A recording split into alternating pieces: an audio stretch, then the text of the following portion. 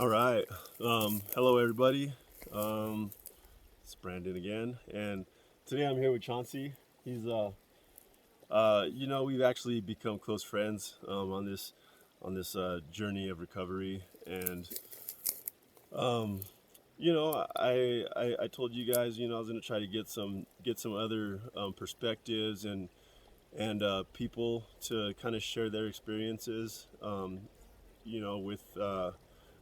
With substance abuse or alcohol addiction and recovery, and so that's that's what we're um, here to do. That sounded like a bear. I thought it was a bear, so sorry. But kind of crazy things. We were driving around today, and which fire was this? I believe it was Cameron Peak. Cameron Peak fire. So like, there's like, I don't know if you guys can see like very well in the background, but um, I don't know, some burnage. I don't know the technical term for all that. Maybe Chauncey might. These are just burnt trees. Yeah. Burn scar. But I don't know. I guess it's kind of crazy because we're up here to do this little video, and we have this forest that's kind of been burnt and destroyed, and it's going to take so long to go back. And I don't know. I guess that's kind of like our lives. Is we have a fresh clean slate. And like a prime area to do so much more. I thank everybody for their support, and for watching, and for their encouragement. And like I said before, we encourage comments and questions and suggestions, and we hope that this just like touches some people, and helps some people out. With that, I guess I'm just gonna let Chauncey go ahead and just like kind of introduce himself and just talk a little bit about him. Well, I'm Chauncey, 37, and originally from Southeast Colorado. Well, my addiction is alcohol. I'm an alcoholic, and been that way ever since I can remember. Growing up on a farm, in the summertime, hot day, all the farmers come around. Oh, you did a good job. Here, have a beer, and it kind of progressed from there. And so, yeah, I knew at an early age I was an alcoholic, and I just didn't want to admit it, even though I knew it. And then it got to where I'd admit it, and still didn't faze me. But yeah, I'm a firefighter, so it's kind of hard to be an alcoholic and firefighter, even though there's a lot of us out there. Because with all the stuff we've seen and all that, but mine is just always just like drinking. And I've alcohol has really messed me up in terms of I've been married twice, and alcohol had a good factor in both of them for the divorces to happen, and losing a few jobs, and just I never could. Once I had one beer, I couldn't stop. Okay, so Jess, I'm going to say that there's questions here so I can read. Go ahead. This is also, I'm at the farm. This is my first recovery ever. First time, this would be the third longest time of being sober. First time quit cold turkey, and, for a year, thought got licked, and, it's one of the deals that we always tell ourselves, I can have one, it ain't going to hurt. Well, next thing you know it, I'm back in it full-fledged. And then the last one was about 5 years ago. I went through a DUI and had to quit for almost 2 years. So, and during that 2 years, I didn't try to do anything for my recovery. I didn't even try to, I was drinking Bush NA and didn't really try to recover. I kind of always thought, well, eventually I could go back to drinking, and, I didn't really care for the hard stuff, just always the beer. And so I thought, oh, heck, I can do it. And once I got off probation, it was, I think about a couple of weeks later, I was back in it full bore, drinking a 30-pack a day, if not more. And I made the decision last year, around this time, to pull my head out of my rear and get sober. my parents don't even know this, but I got drunk one night. Don't remember it, but I took my parents' brand, the cattle brand, and some friends were over, and I branded my shoulder. Don't remember it, and that's when I knew. I woke up the next day going, shoulder hurts. What the heck happened? And didn't think too much of it. And that night, went to take a shower, took my shirt off, went, what the heck? And that's when I knew if I didn't stop or try to get help, I was going to go down. I was probably going to be dead. That's all there was to it. I was drinking myself to death. And so I come to the farm, and so far it's been the best thing ever. I've learned a lot, and I've dealt with a lot of my demons. A lot of the things that I've struggled with, I've been dealing with, and there's still some I still struggle with on a daily basis. But it's, it gets easier every day, and I'm almost a year. At the end of the month, I'll be a year sober, and it'll be a year on the farm. So I got just a little more time left on the farm before I can graduate and see where I go from there. And a lot of my recovery is, when I got on the farm, I was going to AA, NA, because there's nothing to do on the farm. In the evenings, weekends is boring, and so I do that, and then I really was going to church, and finally found a church I really enjoy, so I put all my effort into church. So I got a small group on Thursdays. I got a kids midweek that I help lead on Wednesday nights, and then I lead a Bible study on Tuesday nights, and it's really been, it's helped out a lot. I'm not very knowledgeable in the Bible by all means. That's why we kind of named the Bible study Blind Leading the Blind, because a lot of us, we turned away from God and the Bible and just ignored it. And now it's, all right, let's try it. And so, yeah, we may not get the reading that day right, but at least we're trying. I think if we're trying, that's better than nothing, Some of the advice I would give to stay sober: make up your mind. If you're going to drink, you're never going to stop. If you think you're going to be able to drink or use or anything like that again, if you think, after a year I can control it, I can, have a beer here and there, you can't. Or at least I can't. You got to make up your mind. You got to quit now, and you got to make sure you quit. And, and you got to quit for yourself. You try to quit for anyone else, you're going to fail. And you're going to fail every time. It's something that, like I said, you got to make up your mind. You got to quit for yourself. And, yeah, you got to deal with that stuff. There's a guy on the farm. His name is Bodner. And he has what he calls Bodner's Big Three. One, you can never drink. Well, in my case, I can never drink or hang out with any of the guys I used to drink with, because they're going to pressure me back into drinking. Two, I got to deal with, while I'm at the farm, I got to deal with all the demons that I've been suppressing. And three, you got to find something you're passionate about. So I'm actually trying to get my wildland red card to become a wildland firefighter. It's not like you're going to be able to take beer up on a fire line, hike it in 15 miles and go to work and drink. No, so it's kind of a good method to stay sober and keep me strong that way.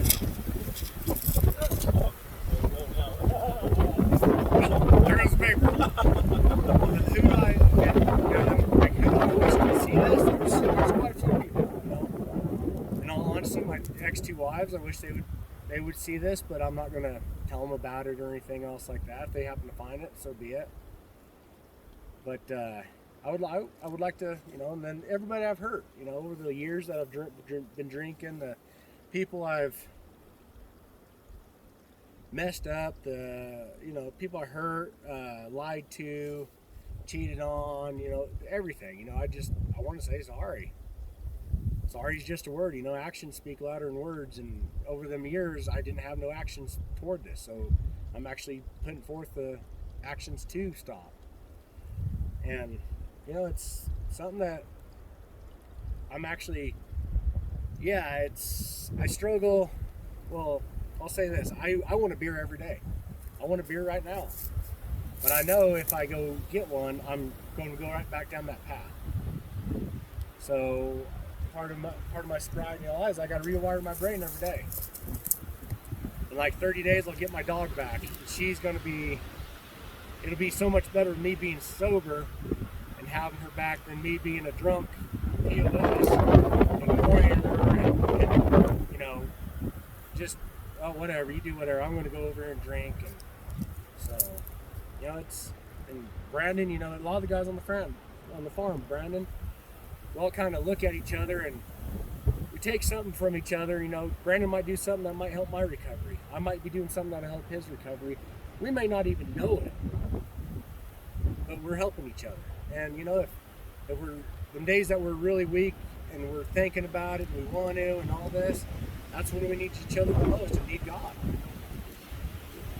And with that being said, that's pretty much all I got. So I just want to ask you one question. Like, I'm gonna put you on the spot. So you're almost out of here, right? You're almost graduated. So you got about 30 days. You know, and I know, like, for me, and my, like, when I think about, like, my past, the past times when I've like, needed to stay sober because I was in, like, a program or, like, under supervision or something, like, I was always, well, most of the time, I was always able to make it, like, that length of time, you know, and then, it seems, like, once I was on my own, you know, it didn't take long for things to go in the spiraling out of control in the other direction, you know. And you know, I can honestly say that during those times, I didn't have much of a, like, an aftercare like plan, you know, set up. I wasn't really doing much. You know, I wasn't like right now I'm working out and stuff. I wasn't doing any of those things. You know, I wasn't going to any groups or church or anything. You know, it was just like work, and that was it. You know, walk to the store and go get some groceries or something because I didn't have a driver's license. You know, so I mean, what do you think you're gonna need to have in place, and take with you? You know, to continue on this road of sobriety. You know, because like we both know, you know, there have been some strong people. You know. Who have graduated and left and run into situations, you know, have a lapse and so forth, and it takes a strong person to have a lapse and to keep it just a lapse, you know, and to get back on track. So I mean, what do you have in plan or in place to kind of help you with that, or have you thought about it? I've thought about it. It's a lot of it is community. You got to build that community, and like for me, I'm an alcoholic, so I cannot really hang out with other, if they're other alcoholics, I can never hang out with them again. You know, if they drink once in a while, I can handle that, but for the most part, hang around people that don't drink, do things that, you know, I love to fish. Well, guess what? Drinking, everybody who fishes usually drinks. So I'm gonna have to rewire my brain to where, you know, instead of, if I want to go fishing, I want to have beer, I got to rewire it going, all right, I want an iced tea instead. And then use the tools, you know. It's one of them deals that on the farm we have a deal. You know, if you feel like you're going to use, if you feel like you're going to go drink, talk to somebody. Usually until it gets to us, then our pride kicks in and we don't want to do it. Well, we don't want to burden them. Well, guess what? That's why you build your community, and you find people that you trust, and hey, I feel like drinking tonight, man. Can we go do something? And you know, if I happen to stay in Colorado or move or whatever I decide to do, if I leave, I'm going to have to start all over on my community, and then, you know, find a good church. But like, and I know, I'm not trying to badmouth any fire departments, but there's a lot of departments out there that drinking is part of their meetings and whatnot. So it's, if I get on the fire department, I'm going to have to tell them, hey, I can't drink. If you guys want me to be DD, that's fine. But I'm going to have a really strong, I'm going to have to really make sure my willpower is strong and make sure, you know, I have God on my side, and then I carry a challenge coin with me, and I always rub that, and it's in the pickup, but usually it's always in my pocket. And if I start getting stressed out or be around people that, you know, Like I went home here a while back and my dad opened a beer in the pickup while I was riding with him, and it made me nauseous, and my hand went and got that challenge coin. I started rubbing it, and it helped out. And that's something that I'm going to have to do, is find other ways to deal with the cravings. You know, I've been on the farm, I've only craved a beer one time. Like actually physically craved it. Other than that, it's, you know, I can do it. Like you said, you've gone a length of time, like a year or whatever, without drinking or without using or whatever. You can do it while you're in the program, but when you get out, that's whenever, in my eyes, the devil's going to attack you hardcore. He's going to give you every temptation there is, and you gotta be willing to just walk away from that temptation and be okay with it. Yeah. And you got to be. We did learn to deal in one of the classes there about vulnerability. To be vulnerable actually means you have the courage to face what you are afraid of and all that. It's not a weakness. Being vulnerable is not a weakness. It's a strength. Yeah. And you got to embrace that and go, you know what? If I'm going to do this, I'm going to have to go all the way. And you know, it's one of them deals now. When I get out of the program, I know for a fact if I go back home within a week, I'll be drinking, just because. And I know, like in AA, they say, well, it don't matter where you live, you know, you're going to be able to drink. Well, down there, there's so many triggers that it just wouldn't be good for me. To me, I identified it. I'm not going back. I'll help my parents move when they sell the farm, but other than that, no. I got to find a new edge in life. So I need to go find somewhere else, like whether it be Fort Collins or go to Iowa with my sister or go wherever. I'm going to have the vulnerability to tell people, hey, I can't drink. I'm a recovering alcoholic. If they don't like it, guess what?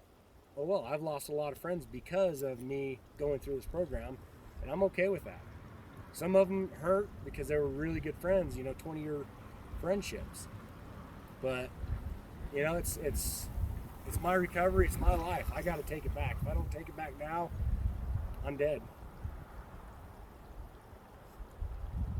So, yep. It's good stuff, man. Thanks. Yeah. So I was totally thinking about that question I just asked you, and because like I was thinking about it in my own life. For some reason, when I'm like running the treadmill or something, I get these endorphins going, and I start thinking about like different situations and scenarios. And I was thinking about like my own life, and how it seems like I always go back to using, and and then I was thinking about, well, this time, I know I can get through like the year, and like originally I had decided in my head, like, hey, I can do a year, and I committed to a year. And then, but after last night, thinking about, what about after that, and I don't want to get like too caught up in thinking like too far ahead, because I think that could be dangerous,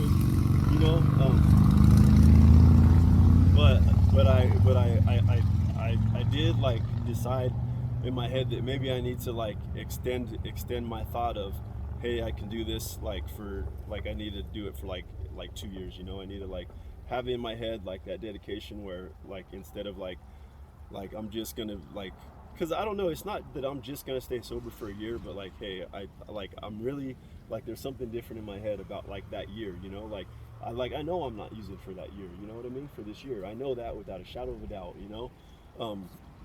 and then like for some reason it feels like it stops there, Yep. even though it doesn't, but it doesn't, so I had to restructure my thinking, and so even though the program's only a year, and there's aftercare and all those things in place, but I've changed like that way, like that my brain works, where I've extended that, like that I don't know what you want to call it, but like I'm definitely not doing any of that for 2 years. You know what I mean?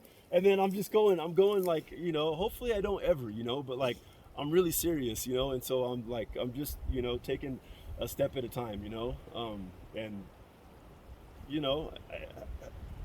in another 8 months or something, maybe I'll have to kick it out another year, because I don't know like really like what's gonna help and what's gonna change. I know some things have already changed, and I've learned like some new coping skills and some some new, you know, I've definitely have like incorporated a lot of new things in my life, you know. And I also find though that in doing that, it's hard to continue those things day after day after day, you know. I just read this book. It's called Getting It Done by Sean Whalen, right? And man, the thing I like, it was great, you know, the information was great, but I was just like, man, like the profanity was pretty bad. Like this guy had the worst mouth, and you know, so I was like, man, maybe I need to work on my language, and I do my vocabulary, Same you know, and that made me realize that I was reading that book, but you know, he talks about like you can't like not do those things that you've been doing, like you can't stop doing them, you know, if you want to get in shape, well, you got to put in the work, you know, and so you know, that was like the big thing he said was you have to put in the work, and it might look big, but he said, how do you, you know, like the saying, how do you eat an elephant? One bite at a time. Yep. You know, one bite at a time. And so that's the truth, you know, like you got to do it one bite at a time, and eventually, you know, you're going to be to a point to where, you know, you have that thing down. But I started just like thinking about like the things I do now, and I haven't started working or anything yet, you know, but like I'm pretty busy, you know, I got like a pretty like decent routine right now, but I have like I struggle with change, you know, so when I start working, like I'm gonna have to like restructure like everything, you know, and it's frustrating and it's hard, and it takes me like weeks to like mentally, you know, get back on track. Yep. And so I don't know, it's probably going to be that way, you know, when I start working, or when I'm done with the transition phase, when I'm where you're at, you know what I mean? And so I don't know, man. Well, it's like I got to the farm May 6th of last year. My graduation date is May 5th. So, cool thing about that is May 5th, 1 year. It's also my birthday. Cinco de Mayo? Cinco de Mayo. So I'm graduating on my birthday. So how I see it is the farm is, the program is called the New Life Program. So guess what a heck of a way to start a new life start over on your birthday. That's good. So it's kind of a ironic deal how that happened. Yeah. Well, cool. It's been good talking to you, man. Likewise, I man. appreciate it. Yeah, thanks for coming out here and doing this, and for this beautiful ride. Yeah. You know, it's nice up here. But thanks everybody for being supportive, and you know, we just ask that you just like, you know, just keep watching and keep liking, and but yeah, I mean, like definitely in the comments and stuff, like, you know, share what you have if you have something. You know, because we're gonna be watching and looking, and so Don't be afraid to ask questions either. yeah, ask questions, or ask questions, and hey, you know, we'll come back and answer them. You know, We'll have a Q&A session. Yeah, so yeah, it's been great, and we'll see you next time. Thanks. So yeah.